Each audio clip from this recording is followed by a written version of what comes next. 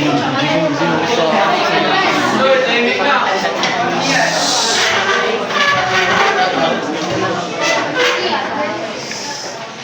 ready? Good morning, everyone.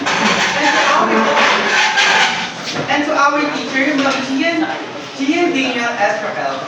We are the Group 3, and we're about to perform our Q&A titled Talk Trash, a Q&A on a solid waste. So let's begin.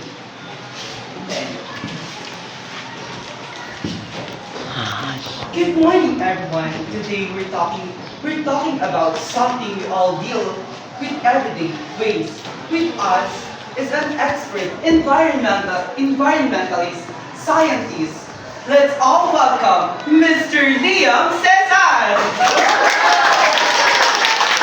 Liam Cesar na. Bakit Liam Cesar? Okay, thank you for coming to each and everyone. Good morning, and I'm excited to share what I know. See, Mr. Liam. Wait. So let's begin with the first question. Mr. Liam, what is solid waste? Solid waste refers to any garbage or reuse that we throw away, like plastic wrappers, plastic bottles, papers, and many more. It includes biodegradable and non-biodegradable materials. Interesting answer, Mr. Liam. So let's move on to the next question. So, Mr. Liam, what is proper waste disposal important into our lives and also in our environment? Okay, thank you for that wonderful question. So I will tell you. Because improper waste disposal lead to pollution, flooding, health risks, and even climate change. When we dispose waste properly, we protect our environment and keep communities clean and safe. Oh, a good answer. Let's now move on to Mr. Liam.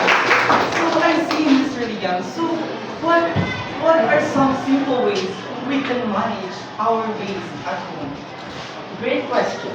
Start with 3 R's. Reduce, reuse, and recycle. Reduce what you waste, reuse what you can, and recycle items like bottle cans and papers and many more. Also try to compose your food scraps and use eco bags instead of plastic bags.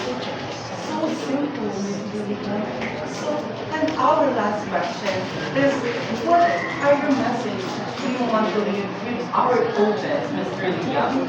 Thank you for that lovely question, Mr. Every small action counts. If we take our responsibility to our trash, we can make a big impact. Remember, the earth is not trash. Let's treat it with respect, and I change it.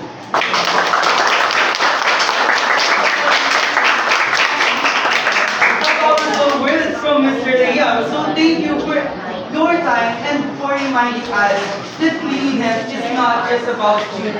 It's not just about habit. It is all about duty. Thank you so much.